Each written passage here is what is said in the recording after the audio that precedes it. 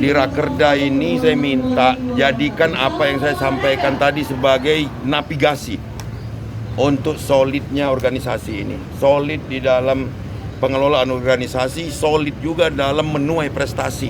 Maka salah satu yang syarat yang paling penting, keutuhan. Kita boleh berbeda partai politik, kita boleh berbeda agama, kita boleh berbeda profesi, kita boleh berbeda asal suku, boleh beda cabur. Tapi ketika kita dalam satu wadah yang namanya KONI ini, kita harus bersatu. Oke?